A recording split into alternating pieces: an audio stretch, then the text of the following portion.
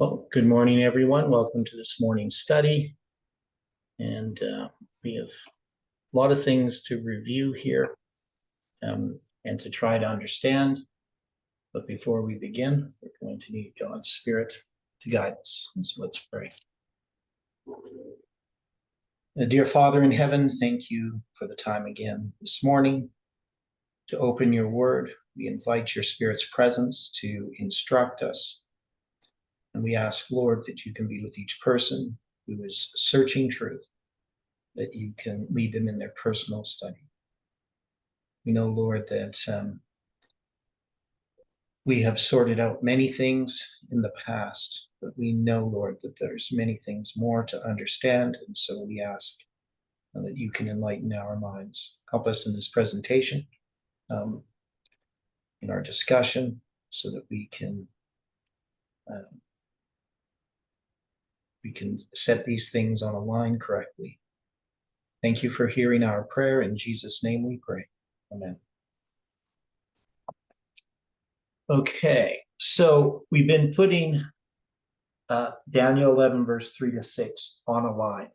And there's one of the main things that we have used after we had established that this is referring to our history, just as the kings of Persia are, that Greece in its rise with Alexander, paralleling that of the fall of the Soviet Union, his fall, it's going to be divided to the four winds of heaven. And we had this numerical riddle where we took the word broken and divided it in half and added it to the four winds, that is the Hebrew numbers. And that gave us the span of time that we have been looking at in our lines, which is from December 24th, 1979, when the war begins in Afghanistan, to December 25th, 2023. So that's 16,073 inclusive days. And that seems to me remarkable that we could take that riddle and apply it to a line that we had already drawn out, that we had established on other terms. And one of them was the 8141 inclusive days from September 11th. That also brings us to that same date. So we're going to look again at those numbers. But the point is that when we're looking at Daniel 11, verse 3-6, we have many ways in which that we can establish that this line is our history. Now, what we haven't fully dealt with is what the meaning of all this is, why we have this as our line. So we're going to just read over these verses again. And a mighty king shall stand up that shall rule with great dominion and do according to his will. And when he shall stand up, his kingdom shall be broken and shall be divided toward the four winds of heaven, and not to his posterity, nor according to his dominion, which he ruled. For his kingdom shall be plucked up, even for others beside those.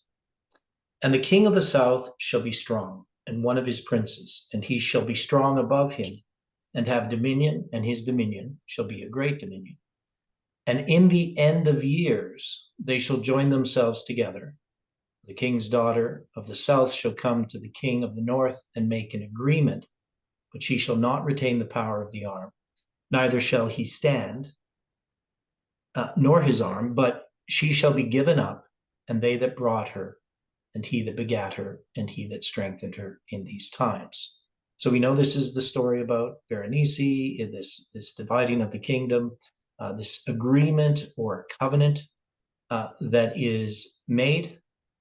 And we're saying that this equates with the Sunday law, that the players here, we have a woman, a church, we have the king of the south, right?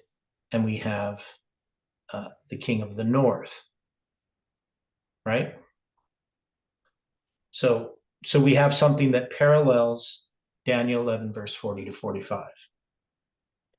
And we know that Daniel 11, verse 40 to 45 is addressing from 1989 to the Sunday law. And so this is giving us that same history. Does that seem clear so far?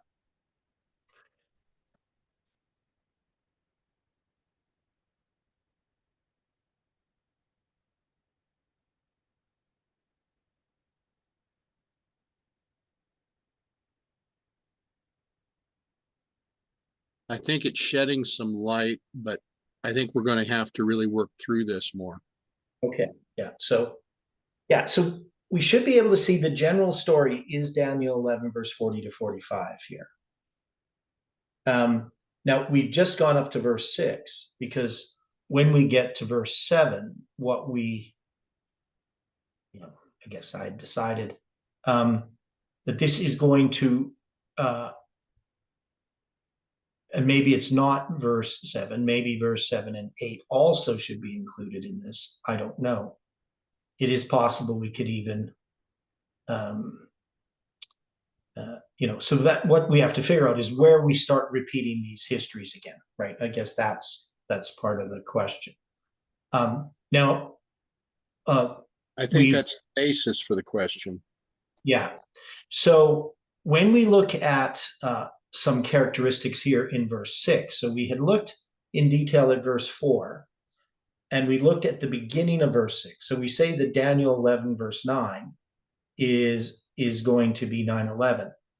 And I also think that we should see that 11/9 is going to be 9/11 or November 9th when we get to Daniel 9. So we're not there yet. So we should see that whatever's going to happen in Daniel chapter 11, verse 9, that it's going to be part of that repeat. The question is, where does the repeat start? Now, so in verse 6, we're saying that this is 9/11. And we had this phrase, end of years. So the end of years, we had the years, that's going to be 8,141 days. If we count from September 11th, and I'm just going to make sure that I'm correct about that. So if we count from September 11th, 2001, we come to December 25th, 2023, 8,141 days. So that seems remarkable, especially since we can take that mathematical calculation. Let me see. We had the mathematical calculation. I'm just going to do this again because I always keep getting confused about it.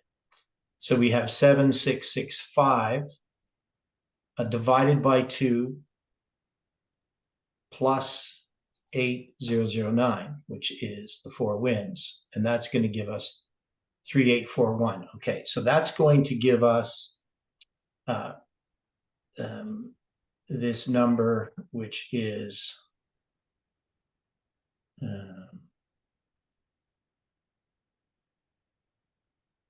I can't see it here. Just gonna look here.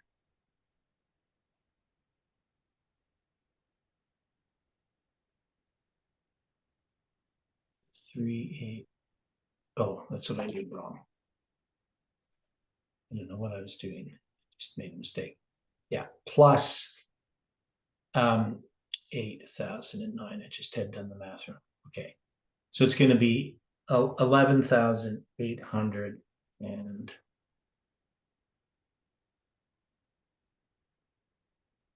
okay, 3,832 plus, so 11,841, and that is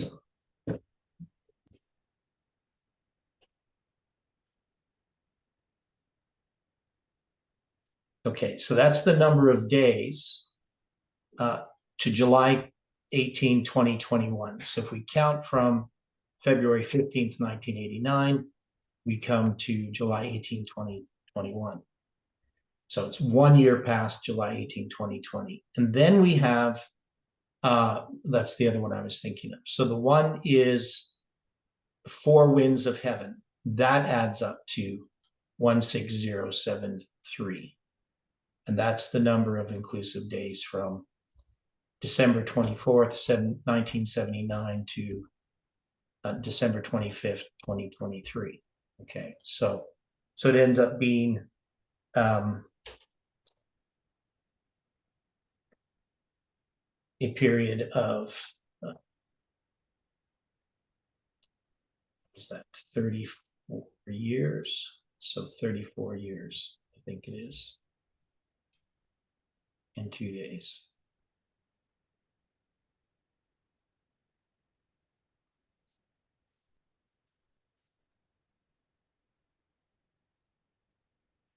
So 44 years, pardon me. Yeah, that's what I was doing. So that's 44 years, and does it make sense?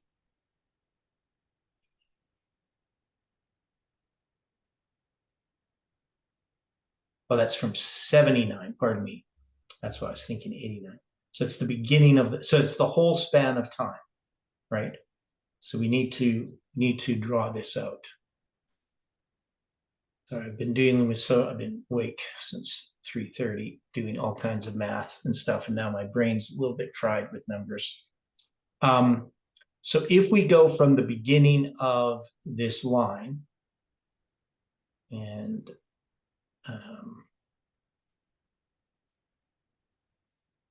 so we're going to start from the beginning here, and we're going to go to December 25th, 2023. This date here is going to change, but this is basically the line itself.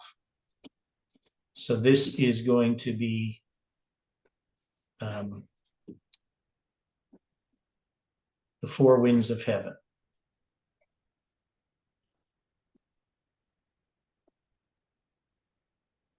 So they're going to be scattered to the four winds of heaven. And so the number for four, that's Arba, that's H 702. Winds is Ruach. That's H, what is it? 7. What's Ruach? Here, I should do this on this chart here. Let's do this, copy this.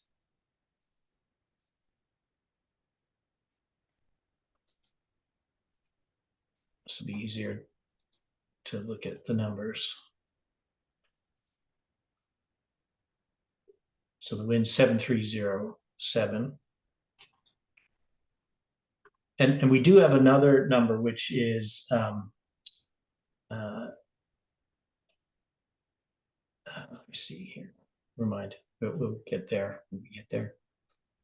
And then heaven is 8064. So if we take the four winds of heaven, just put it across like this.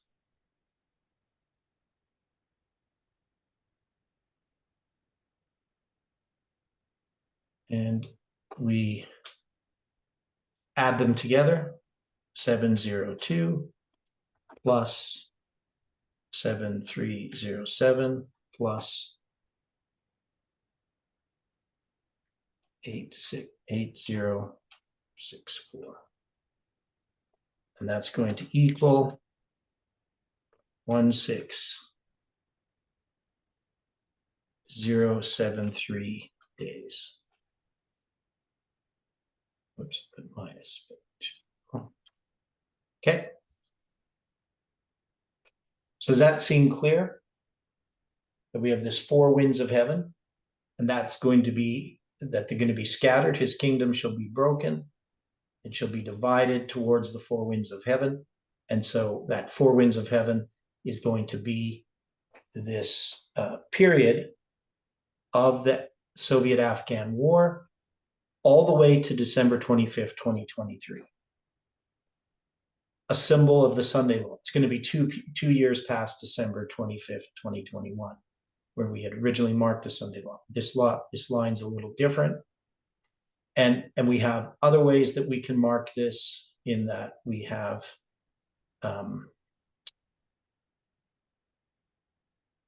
this number 8-4. That's the end of years. So if we take the end of years, 8-4-4-1, that's going to count us from September 11th. I'll do it this way.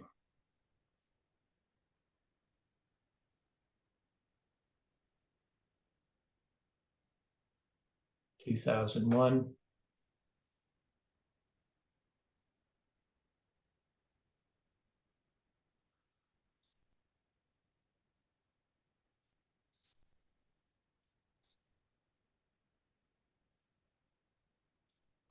So that's going to be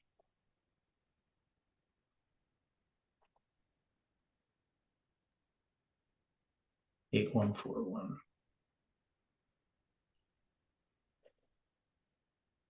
And that's going to be years, right? As the Hebrew word is years, the end of years.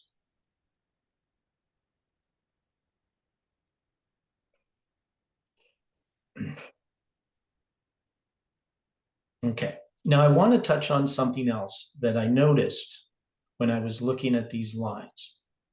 So remember in the previous study when we were addressing the 1,533 days.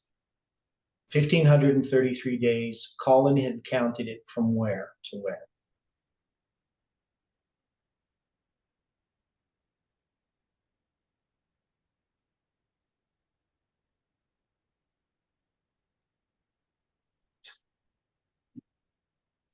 So Trump election to Biden in office. Now the Trump election, it's going to be when Trump is declared president.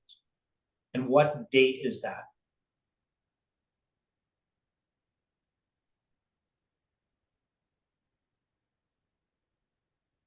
So November 9th, 2016, okay?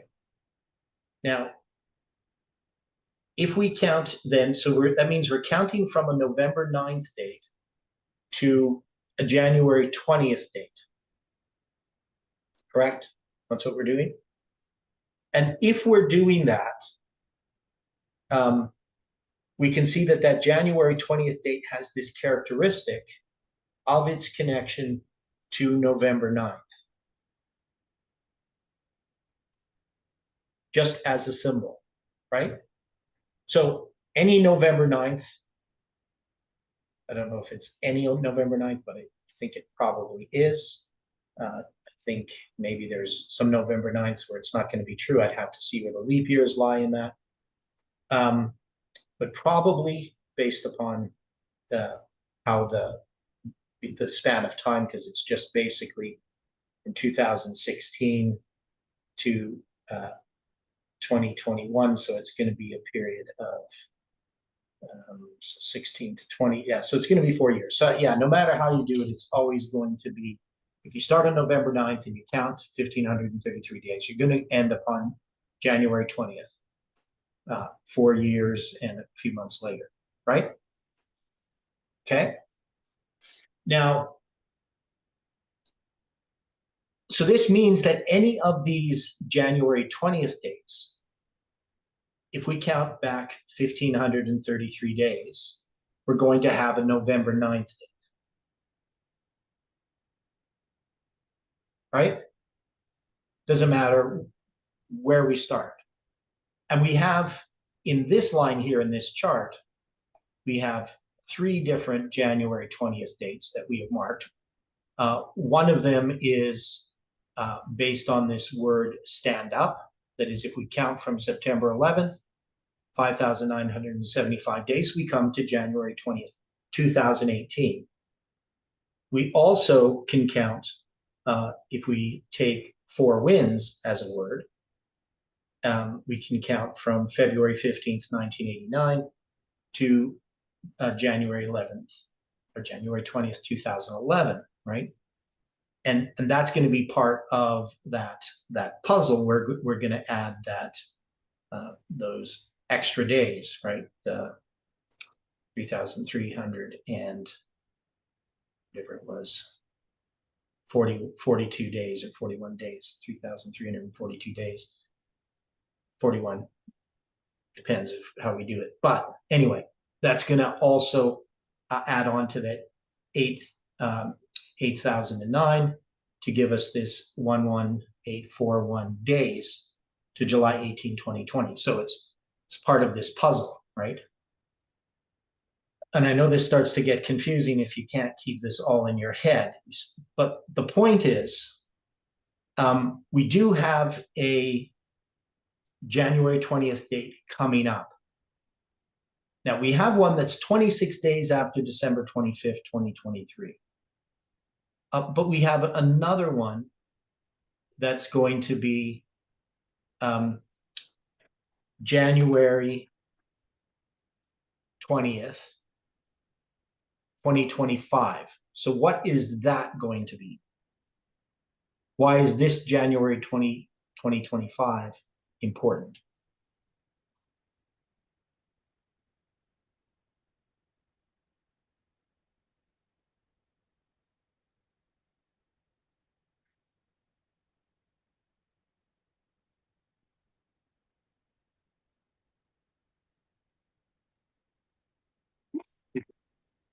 This coming January 2025 will be the date when the next president should be inaugurated. Right. So we don't know particularly. I mean, if Biden's president, then, you know, I guess, does he go through an inauguration again if he just... No, that would be correct. Whoever wins the election in 2024 would be inaugurated then on the 20th of January of 2025. Yeah, so they go through the inauguration twice, even if they're doing a second term. Correct. Okay. That I didn't know. I never paid attention before. Okay, now the interesting thing is if you count from the end of December 25th, 2023, or from noon December 25th, 2023, let's say we'll count from noon, it's 391 and a half days to January 20th, 2025. Okay. So I thought that was interesting. So this is going to be, we'll just say it's 391.5. And then I started thinking about it a little bit. I mean, we could say it's 391 if you wanted to. We could just do it like this. We can just go exclusive. That means you're not counting January 20th and you're not counting December 25th, 2023. There's 391 days in between them. So would that be significant in this line? Or is that just significant somewhere else in some other line? Because we do have other lines where we have a December 25th and a January 20th, right? That are 391 days apart. Now, we happen to have here a leap year. If we didn't have a leap year in between these two, it would just be 391 cardinal days between them. But it's just something that I noted, right? I noticed and I want to note it. But also the other thing I was thinking about was the 1533. So 1533 days comes from August 11th, 1840 to October 22, 1844. It's a cardinal count of days. Now, if I was to take that number, and I'll just show you here. So I know it's a lot of numbers, but so you have 1533 and you subtract 273. You get the number 1260, right? As you can see there. So you better agree with me. We better agree with you. Well, because I agree with the calculator. That's better. Yes. So the calculator isn't lying to us. So we know that, and we also have that in our line. So part of that 1533 days from January 14th to March 21st, 2021, so January 14th, 2017 to March 27th, 2021 has that division of 273 in it, right? So that was noted. Now, but we could also do this. I could keep subtracting 391. Whoops, what am I doing? 1533 minus 391. I get 1142, and that number will show up on our charts if we look at that on our dates. And I keep subtracting this. I'm going to get 360. That is, 1533 is 3 times 391 plus 360. Is that significant? That we have that you can divide 1533 in that way.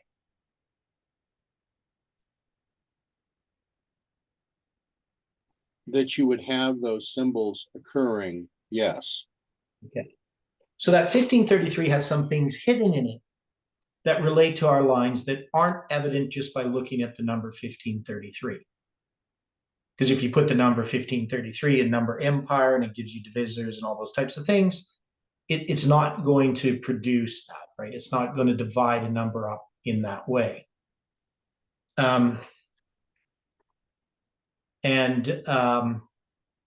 You know, it's going to be 3 times 7 times 73, right? So it doesn't have any characteristics that we can readily see by just analyzing it in the normal way.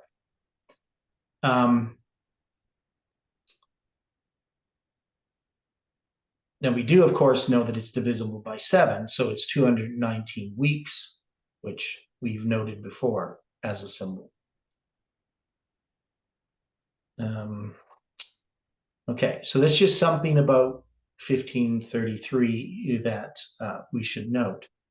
Now, the other thing then is that since we have this connection between November 9th, if we're going to draw these on our lines, you know, obviously with that December 25th, let me see here. So the November 9th date we have on our lines here, I didn't put in November 9th, 2019 on this chart. I did on this chart, but this chart's a little busier. There's more numbers in it. And so this chart starts with Stephen Jamison's birthday, February 11th, 1969, and you can see to September 11th, there's 11,900 days. That's 32 years, 7 months. The number of days between the Islamic calendar coming around again to a solar year. Now, to be more specific, it's actually 11,900 days and 1,190 minutes, right? So it's actually almost 11,901 days. So sometimes when you count it, it'll be, you know, you'll have that extra day in there. But in this case, it's just the 11,900 days. And, but it was noted that when we count from, and how did we do that? I'm trying to remember. If you count from November 9th, it's 1,190 days to Stephen Jamison's birthday. So he has a connection with 9/11, and he also has a connection with 11/9. But also there's a connection with 11/9 and January 20th, right? With this 1,533 days. So this starts to get a little bit obscure. I mean, again, you have to keep lots of numbers in your head and be aware of these numbers and aware of the symbols of these dates. But one of the things we have in this line is if we count to Stephen Jameson's 52nd birthday. Now it's 18,993 days, which is 18720 plus 273. So you can add 273 to 1260 to get 1533. And you can take 273 from 18993 to get 18720. So there's these connections between these dates. Now, if we're going to have a connection of this 1533, here you can see it's in this one connecting to November 9th, 2019 is going to bring us to January 20th, 2024. So you can see the 1533 days here, right? Okay. But the significant January 20th isn't the one coming up 26 days after December 25th, 2023, but it's going to be the one that's coming up a year after that, right? That 391 exclusive days after this line is over. Now, of course, that relates back to the original line that we had with the princes of Persia. So the princes of Persia gave us this January 20th date. And that was going to be in 2021, right? So if we counted from January 20th, 2021, and we count back, we get back to Trump's election, November 9th, 2016. Now, on this chart, I put November 9th, 2017. I'm not sure why I put 2017 in here. There must have been some reason.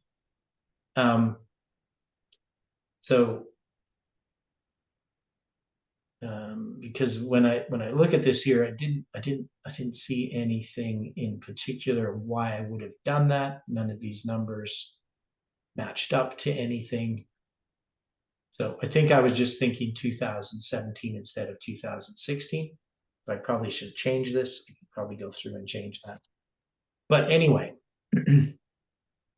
when we start to put this together, we have, even though we're dealing with Greece, we can still see that this January 20th date is important. And so the 2021 date is Biden coming into power.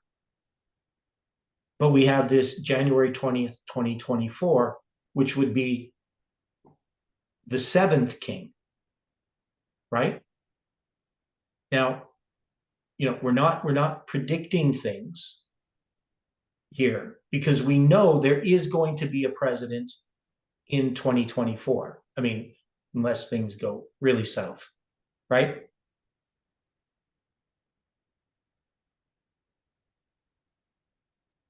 So when we looked at the seven kings study, we could see the five are fallen. That would lead up to Trump. The sixth would be Biden. And then the seventh is going to be the seventh king, which would be what?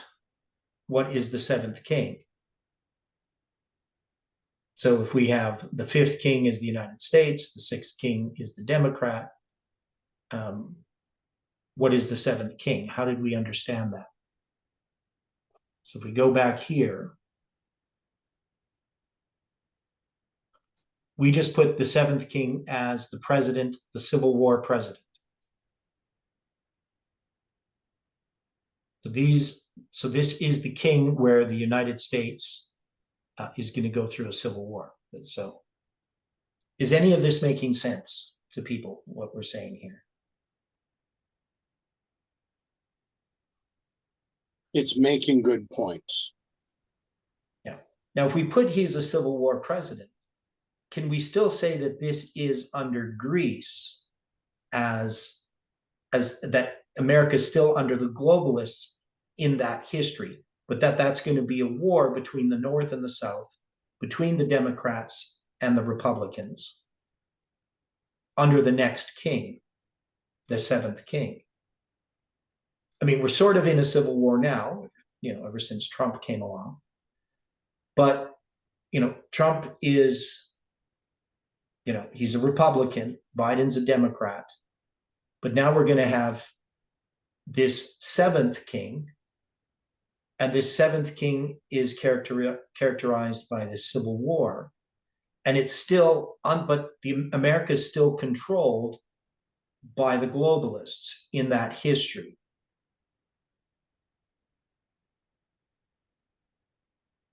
Whether it's a Republican or a Democrat president, I don't know if that matters. Maybe it does. But, we're stepping onto the grounds of making predictions to some degree.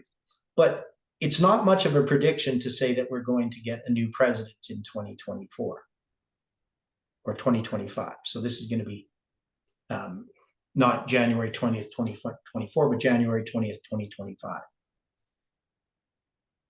Right? So we have an election in 24, we get the new president in 2025 on January 20th. So is that making much of a prediction that we get a Civil War president in? Whoever that is. Oh, Okay, what did you say, Angela? I didn't quite hear it. It was all just fractured. I said not at all. Okay, so We know there's a bloody Civil War coming, and we know there's probably going to be another president under the Right. globalists. right. And it's probably not going to be Biden. There's not much chance that Biden's going to be elected as president again. I mean, I would say pretty much zero chance. Americans think he's too old, right? Because he is. And even the Democrats recognize that. And they don't think that Biden would be the one to beat Trump. So they know that Biden has to go. And he'll probably go, just softly into the night, with obviously not receiving the nomination. I doubt he's going to be running. I don't know if they're going to, they're not going to just remove him as president, but he just won't run again, right? That would be my guess. But you never know what's going to happen. So, He run when he can barely walk. yeah, exactly. So it's not likely that he's going to be nominated, that get the Democratic nomination. Somebody else will. So, Well, let's remember, we've already had one president that could not walk. Yes, that's true. Now, But he had his wits about him. he very much did have his wits about him, but we've had twice in this country with Democrats that were severely disabled. Yeah. One being Woodrow Wilson, the other being Franklin Delano Roosevelt, that they both did decide to run when they should not have. Yeah. Now, in this situation, Biden is wanting to say that he wants to run again. Now, whether he's going to receive the backing to run again is going to be one question. Yeah. It seems like there's hints in the media because there's talk. Like he's a bit more as an open target now in the mainstream media as far as running again. So yeah, the media is not in favor of him as they were just over 3 years ago. Yeah. So we'll see what happens. But anyway, the point is, even if it was Biden again, it would still be, he would just be the seventh. But I would think likely that it's not going to be him. And I don't know if you would count it then that way. You'd say, well, if Biden's again, is that the seventh? It's still the same.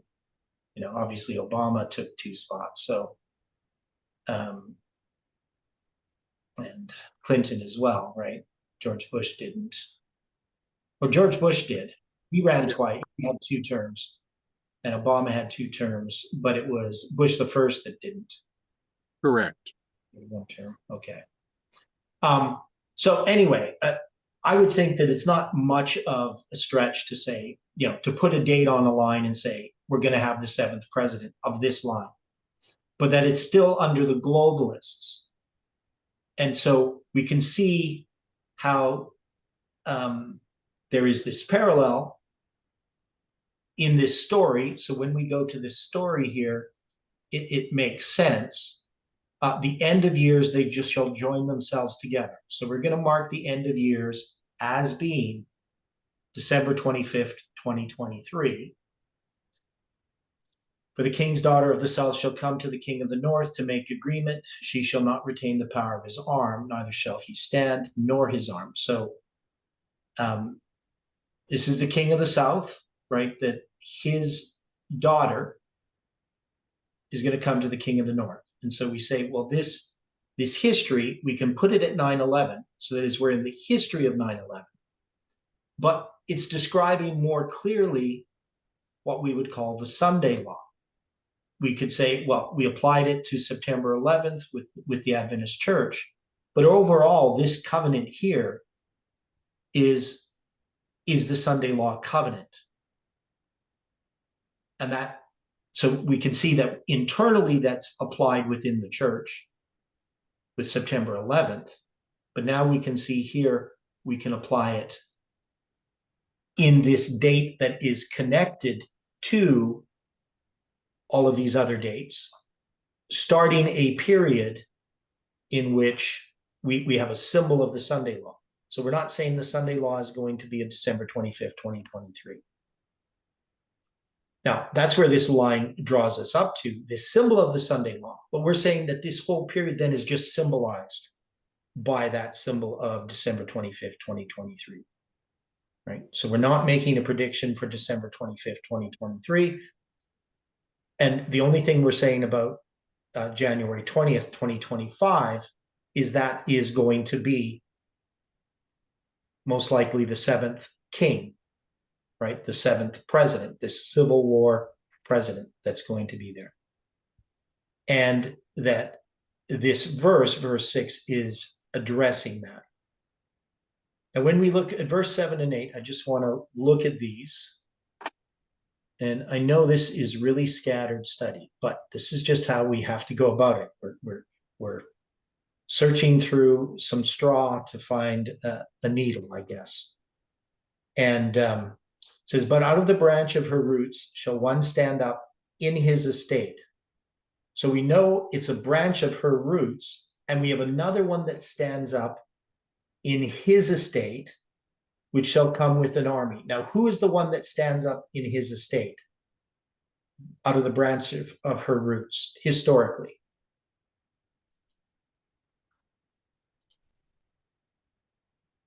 How do we understand this?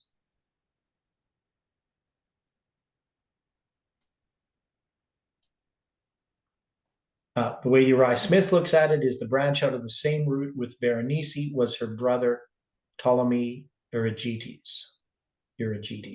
He had no sooner succeeded his father Ptolemy Philadelphus in the kingdom of Egypt than, burning to avenge the death of his sister Berenice, he raised an immense army and invaded the territory of the king of the north, Seleucus Callinicus, who, with his mother Laodice, reigned in Syria. So we're going to have the king of the north and the king of the south in this battle again. Okay. But hearing that a sedition was raised in Egypt requiring his return home, he plundered the kingdom of Seleucus by taking 40,000 talents of silver and precious vessels and 2,500 images of gold. Among these were the images which Cambyses had formerly taken from Egypt and carried into Persia. The Egyptians, being wholly given to idolatry, bestowed upon Ptolemy the title of Euergetes, or the benefactor, as a compliment for restoring their captive gods after many years. So if we're looking at this story, because we know that we're looking at a repeat of history, right? So this history is repeated in our time. How would we apply this history?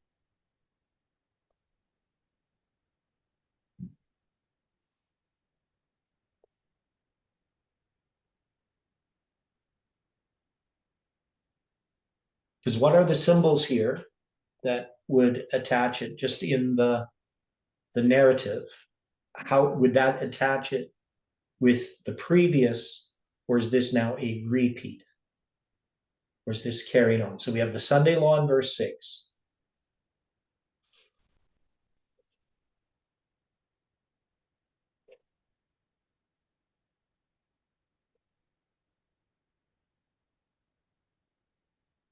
The king's daughter, Berenice, representing a church of the king of the south, coming to the king of the north, making agreement. This is the league with spiritualism, right?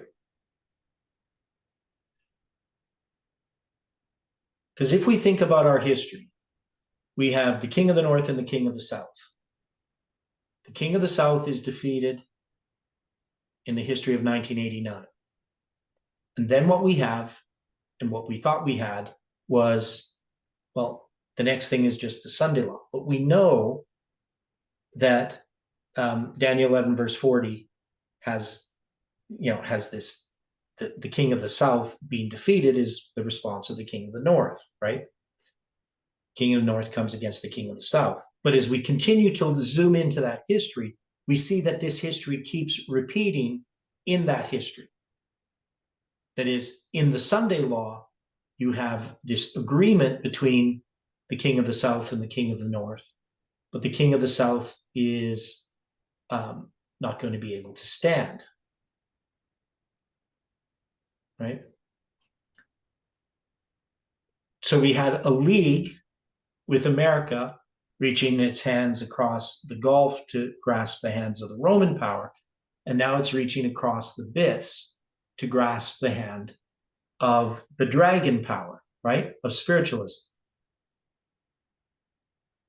And we've been in that history within this movement, or within the line that this movement has recognized, with what has happened in the United States on January 6th, 2021, right?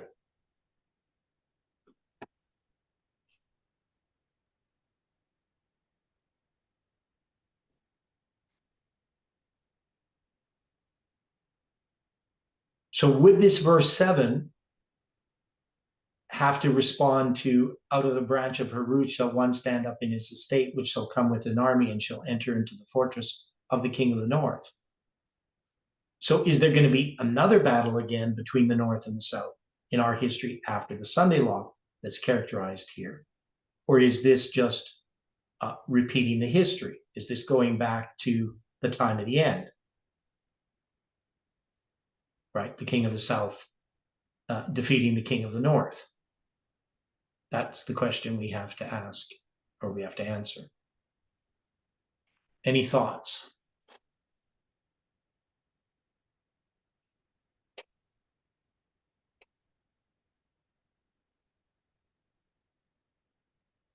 Again, I'm just going to state it in simpler ways.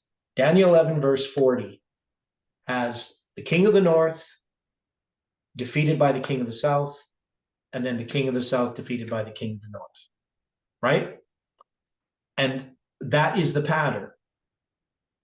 And so when we look here, we're going to have in verse 7, the king of the north defeated by the king of the south. So does that bring us to 1798 again? Is that just rehearsing that history?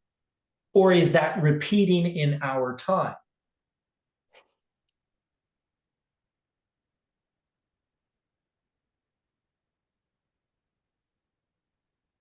Because remember, we're going to get from verse 9, the king of the south shall come into his kingdom, shall return to his own land, but his son shall be stirred up and shall assemble a multitude of great forces, and shall certainly come and overflow and pass through. Then shall he return and be stirred up even to his fortress. And the king of the south shall be moved with choler and shall come forth to fight with him. That's going to be the battle of Raphia.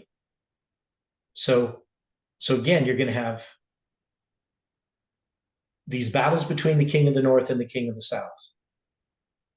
Or every time we have one where the south defeats the king of the north, is that 1798? And every time when the king of the north defeats the king of the south, is that 1989? Is that how we would look at it?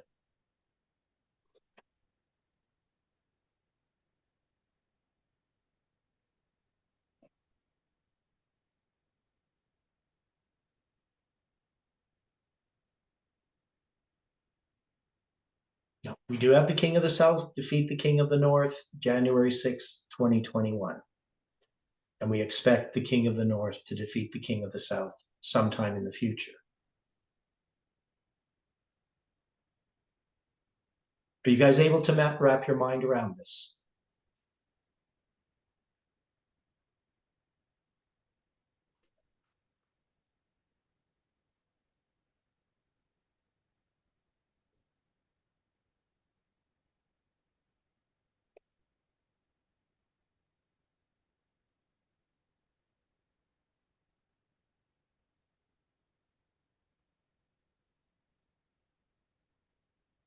I need some help.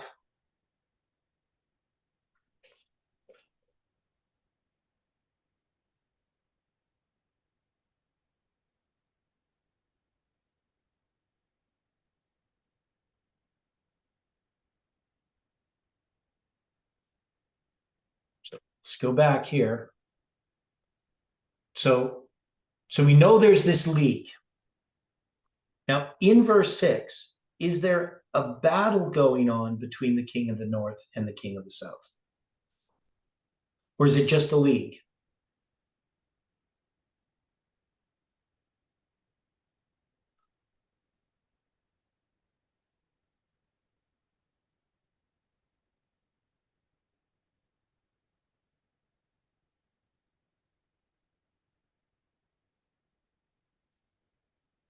So We don't hear of an explicit battle, but it says he shall not retain the power of the arm, stuff like that. So, like, I'm asking, well, why didn't he retain it? You know, like, I'd like to know what's happening behind the scenes.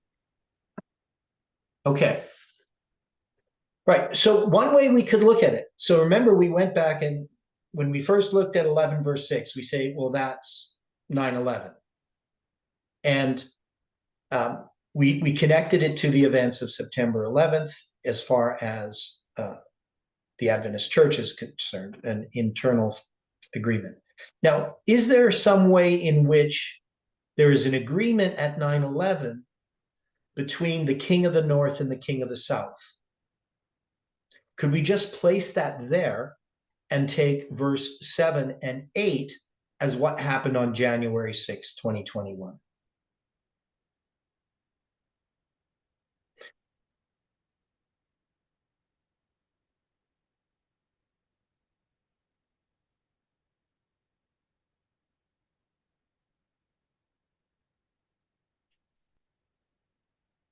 Right. So there's different ways that we could piece this together, and it's difficult because there's a lot of pieces.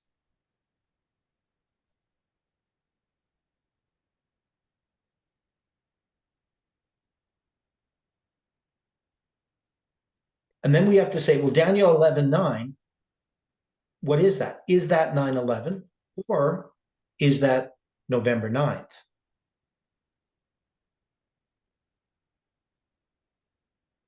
And then how do we address that in connection with verse 10 and verse 11, the Battle of Raphia, right?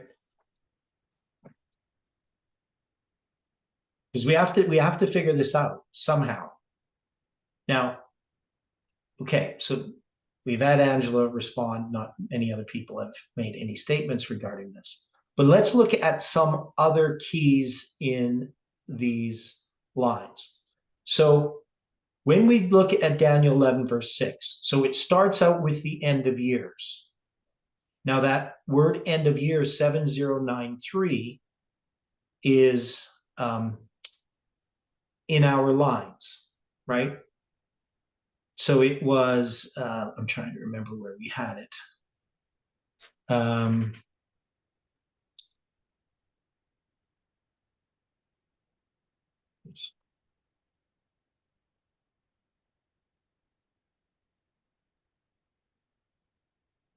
Okay, so where did we put 7093?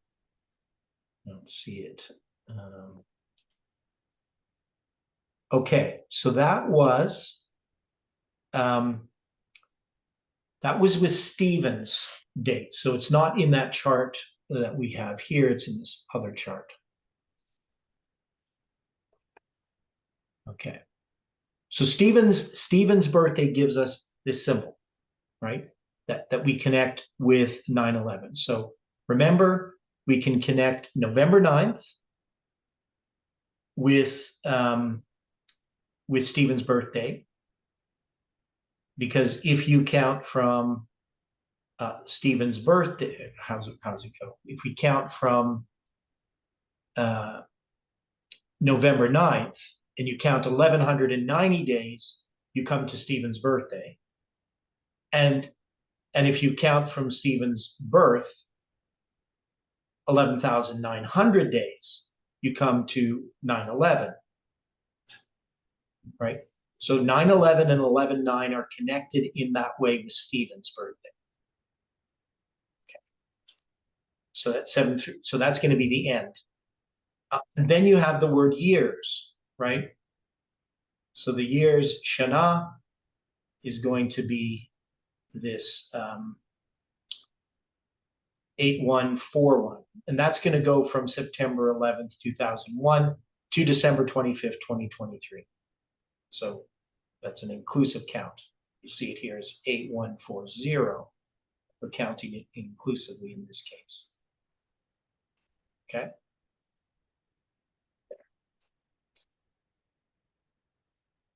Now, so we have another number that we have to consider, and that's the last word in Daniel 11, verse 6. And that's going to be, and he that strengthened her in these times. Now, what do we notice about this number, 6256? It's not going to be readily evident looking at it.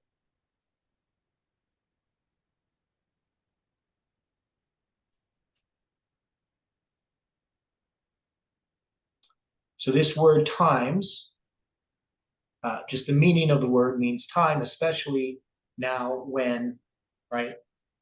So time in this sort of these times, right? In the now.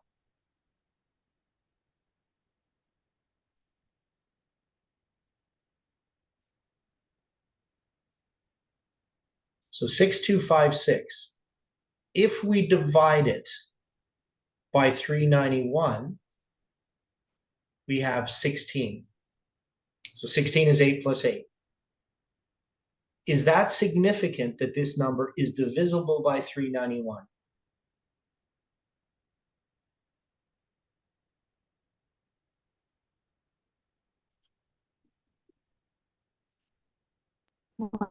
It should be. Okay. So it should be. So there's so it's divisible by 391 16 times, and that should be considered significant. So 6256. Now, as a span of time, how long is it? 6256. If we divide it by 365 and a quarter, it's going to give us a period. Oops. 6256. It's going to give us a period of 17 years. But also take a look at what Iran just posted in the chat. And 47 days. Okay.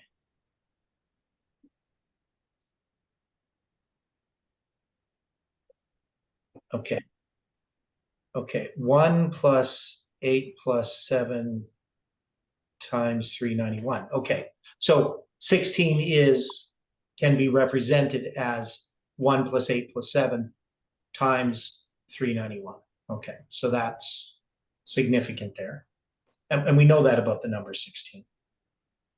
So it's been noted before. So, Now, yeah.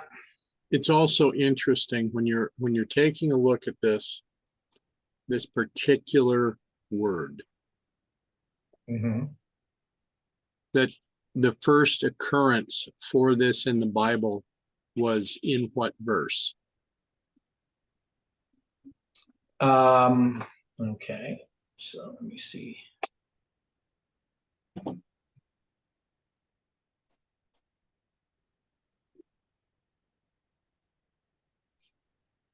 Six, 2, 5, 6.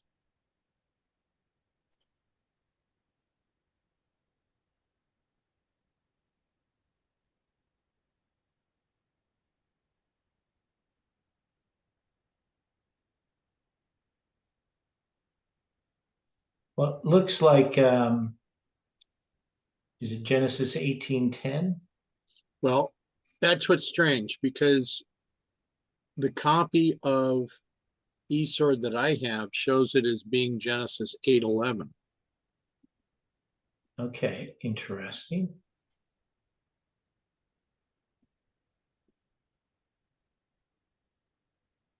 Yours says 18:11 or 8:11?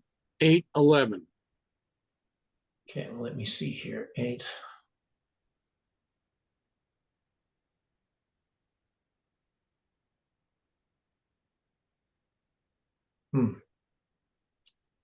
Yeah.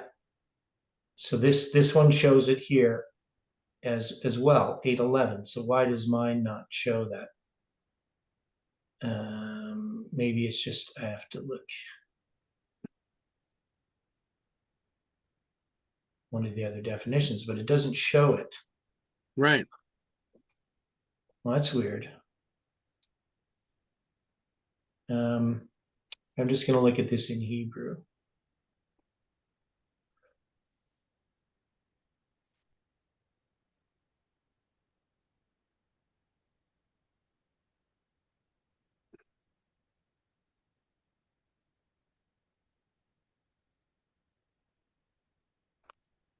Yeah. It definitely has it in 8:11. Okay. So that's odd why my eSword does not have it listed in its So this basically, with this word that we're Yeah. dealing with in Daniel 11:6, if we're following the rule of first mention, Yeah. taking this back to Genesis 8:11, we have the dove coming to Noah in the evening with the olive branch, right? Yeah. And technically it'd be the time of the evening. Correct. That would be translated if you're going to have it as time. Yeah. And he comes with the olive branch. So it was coming at the time of the end of the flood with the waters receding, right? Yeah. So it was the time for Noah and his family to go forward. Okay. And so we have here, so as her in these times, right? So in this verse 11:6, how are you applying then this? What do you think it means? Well, if we apply this as we are seeing from Genesis, were they not being prepared then to go back to repopulate the earth? Yeah. Good point, Aran. The situation is that with this time being noted in Daniel 11:6, are we also not supposed to be prepared to go forth and give a message where at first we were being told to go back to our tents? Okay. But anyway, these times, right, here refers to our history. Right. Right. And now it's plural, because in Hebrew it's ba'etim. So it's got a bet in front, which means in, et, which is time, and then im ending, which is just times, right? So it has that plural form. I just want to see if that plural form shows up anywhere.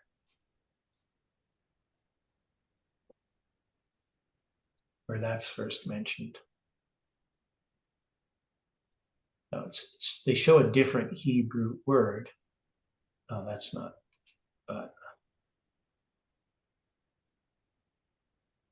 So the thing that's kind of interesting about the word times, even though it's from the word et, but when you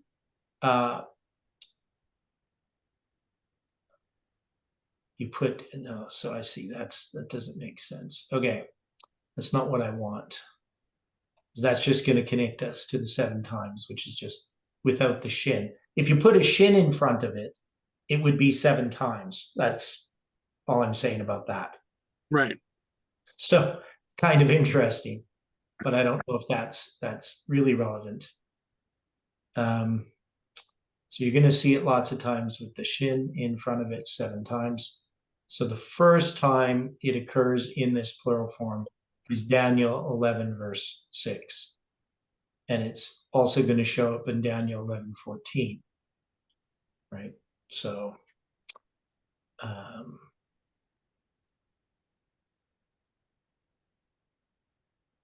yeah. So it's kind of interesting that it's 7 times. Okay, but the other comments from the chat were kind of interesting. First, that 16 referring to Lincoln as a type of second Civil War president. Right, the 16th president. Yeah. Right. Civil War 16 president. to note, 2 Chronicles 29, 8 + 8 days to cleanse the temple with the priests and Levites. Yeah, so every time we see 16, we should always think of that and 187. Okay. Right? And then 16 has that connection. And then the other point, that Genesis 8:11 is the reverse verse 1339 in the book of Genesis. It has the digits of 391 in it. Correct. Yeah. Okay. So all those things are really helpful, especially the 16 dealing with the Civil War president. But yeah, so the 6256 number, this Hebrew number, in these times, and when we look at the beginning of this, at the end of years, this verse starts, right? So it starts with the end of years, and it ends with in these times. Or in, well, so could we be saying in these times is the same as when is, or do we go beyond Biden? That's what I'm asking myself. Okay, yeah. So yes, I think this is moving past Biden. That's, I think, the thing that we've established is that when we look at Persia, that's in the time of Biden. He's the one that is, right? But now we're in the time past Biden. We're in the 7th king.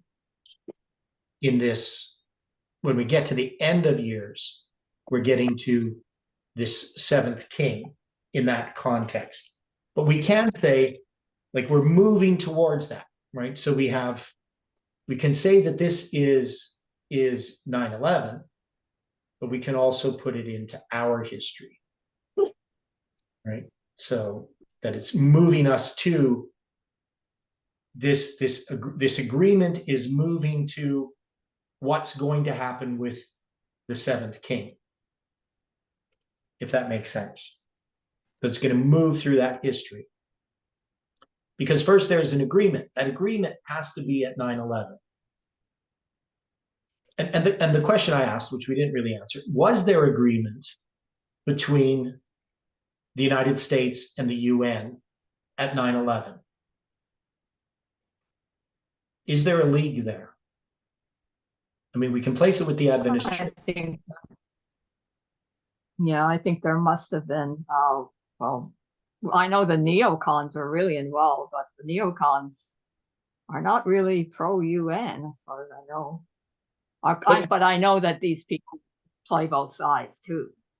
Yeah, so we know that the connections between the United States and the UN were strengthened because of 9/11. We can say that. Can we safely say that? Or is that just not relevant?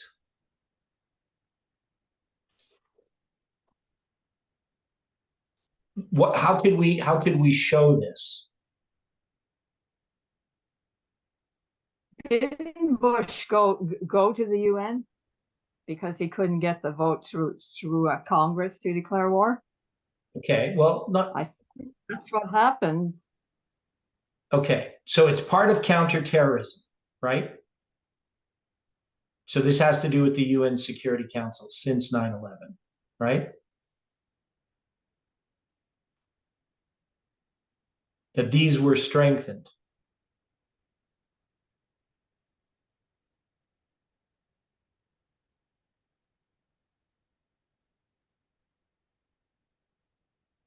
Okay, so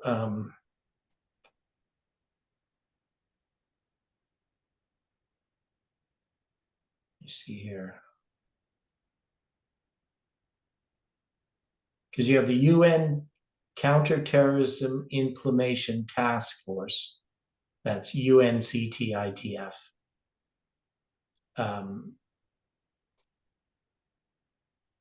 That's part of that.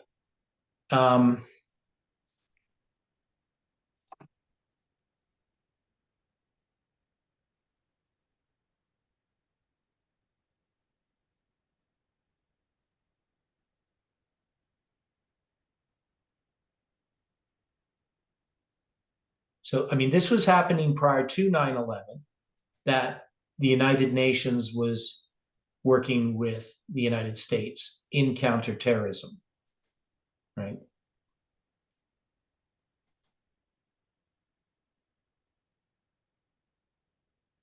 But these things were, I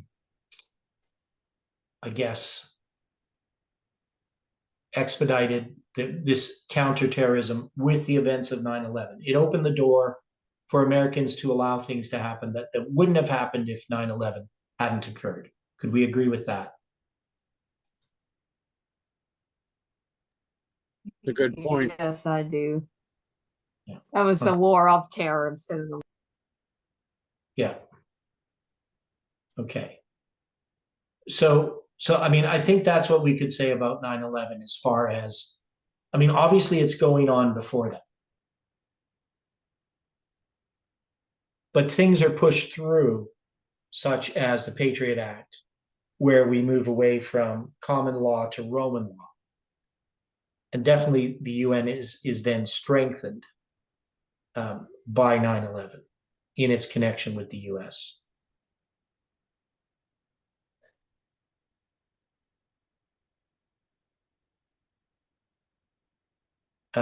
So then when it says in these verses here, so we have this agreement, but she shall not retain the power of the arm, neither shall he stand nor his arm, but she shall be given up. And they that brought her, and he that beget her, and he that strengthened her in these times. So she's given up, and they that brought her, who brought her? That's the United States, right? Or is it some other power? Because the ones that begat her is the UN.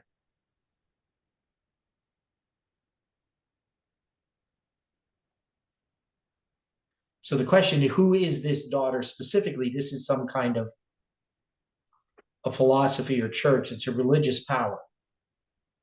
So we have these three here. The daughter of the South, the king of the South, of course, and then the king of the North.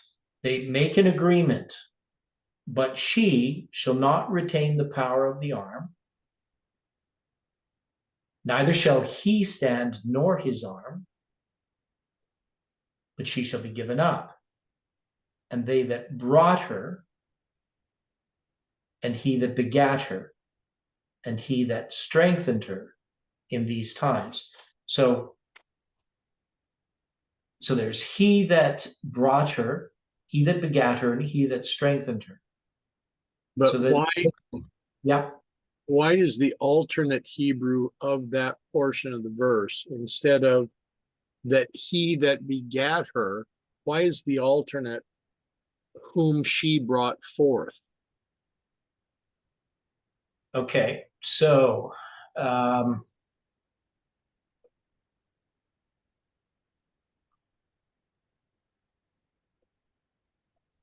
yeah, so they take the grammar differently. Okay, Samuel, you have a thought?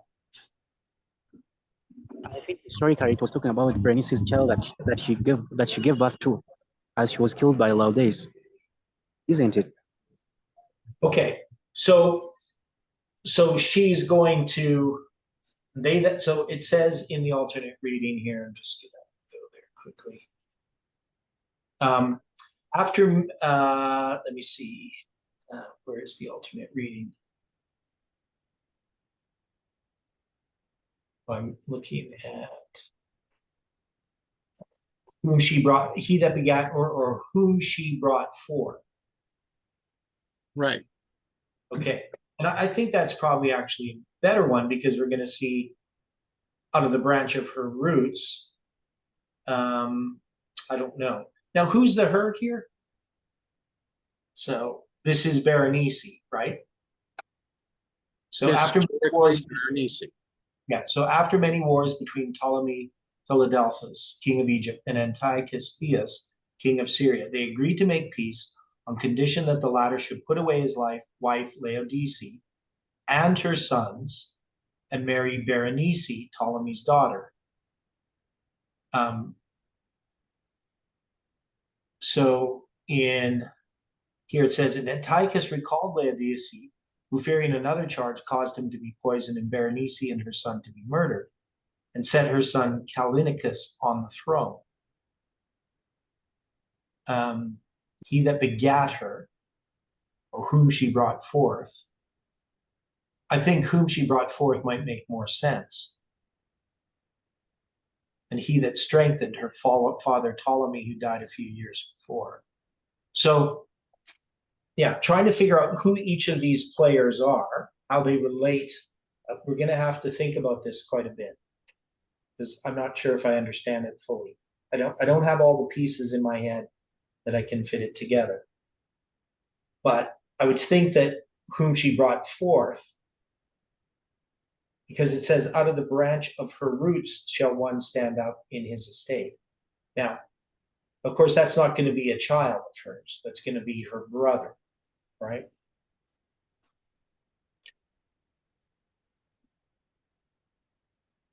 Historically, yes. Yeah. So I'm going to have to think about this.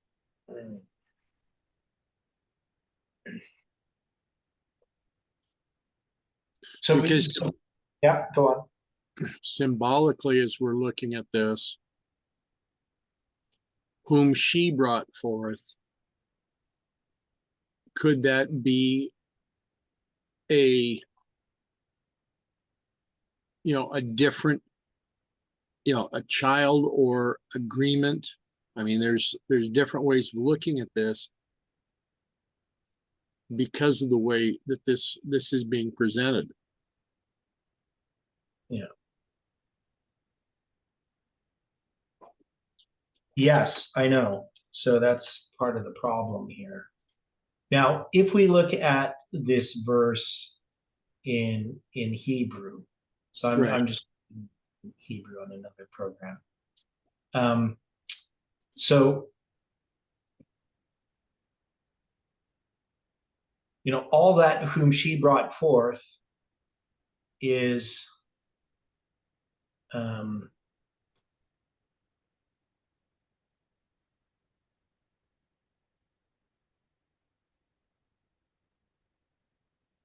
so I'm just looking at the, so it's just in a call form verb. It's a verb, an article, verb. So it's got the article, ha, vehel yaloda. So this is to bear, bring forth, beget, gender, travail.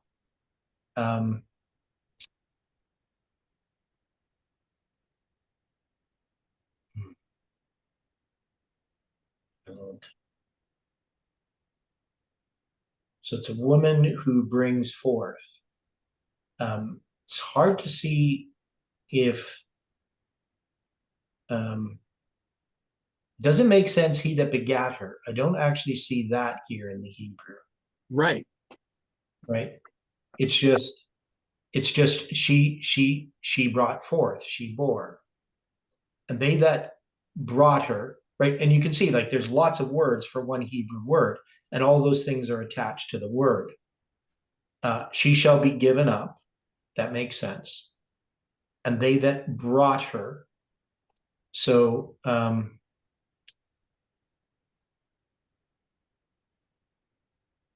and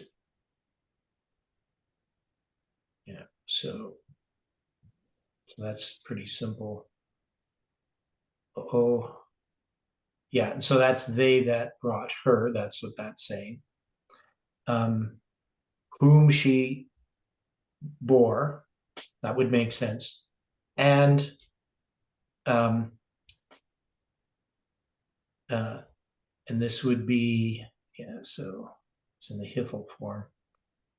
So yeah, so he that strengthened her, that would make sense. And then the last one, of course, is in these times. In times. Okay. So yeah, it makes much more sense whom she brought forth. I mean, the whom, though, isn't even in there. The he or the whom isn't really in there. It's just they that brought her, she brought forth. So it's implied that there's going to be whom she brought forth, and he that strengthened her in these times. So I think we have to stick with that alternate reading, makes sense.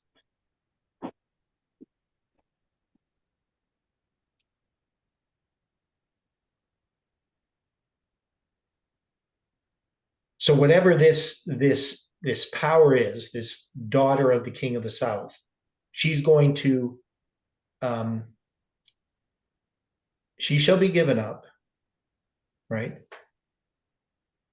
And they, now the thing that's not clear is she shall be given up, and they that brought her, and they that beget her, and that he that strengthened her in these times. It doesn't say what's happening to them.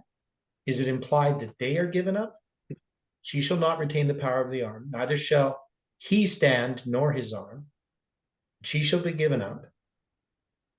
And so here, just in the English, it looks, and they that brought her, and he that begat her, and these that strengthened her in these times are also given up. But that doesn't really make sense.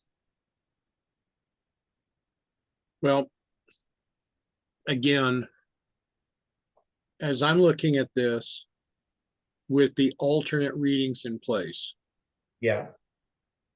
and at the end of years, they shall associate themselves, which I have no issue between associate themselves or join themselves together. They basically mean the same thing. Yeah. For the daughter of the daughter. Yeah. or the king's daughter of the south shall come to the king of the north.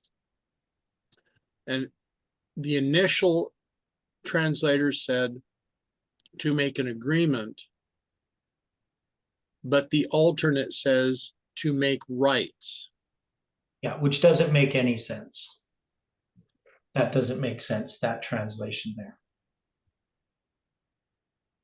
Right, because when we think of rights, I mean, we think of human rights and so forth, but this is really a concord.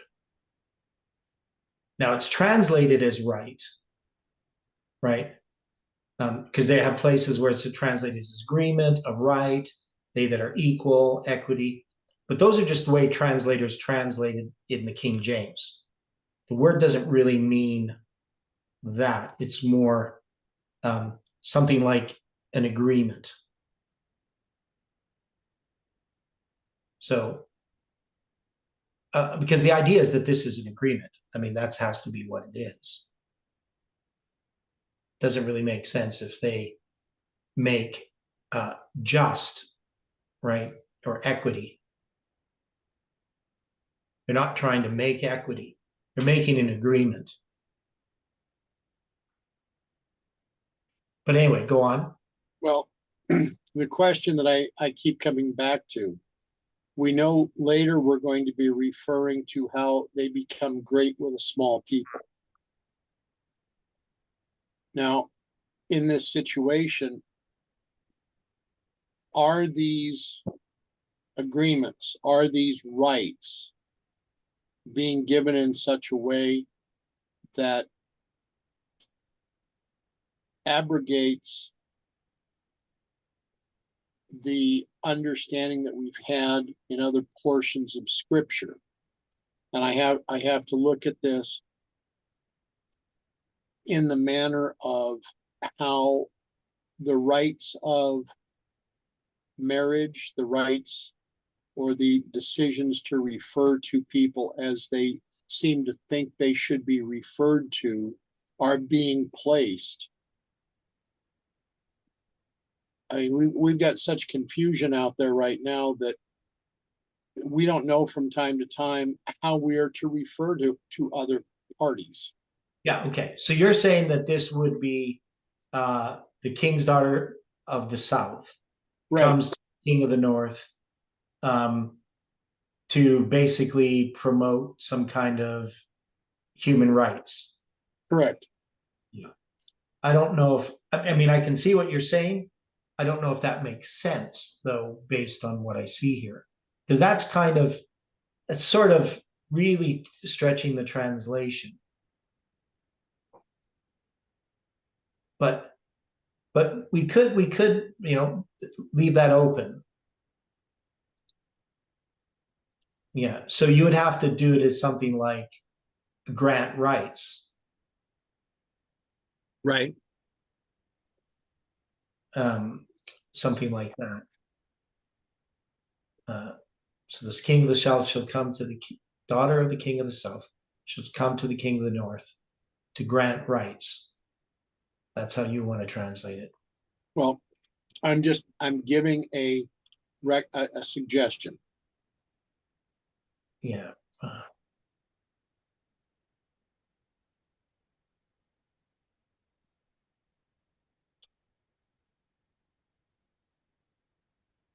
Because then if she shall be given up, and they that brought her, and whom she brought forth. So if all of these rights and what's being pushed upon others does not stand, and those that strengthen her in that time do not stand, basically it means that something else is going to stand in that place. And we were already beginning to establish how the king of the north is going to succeed and put aside everything that has been coming from the king of the south, everything that's been coming from paganism.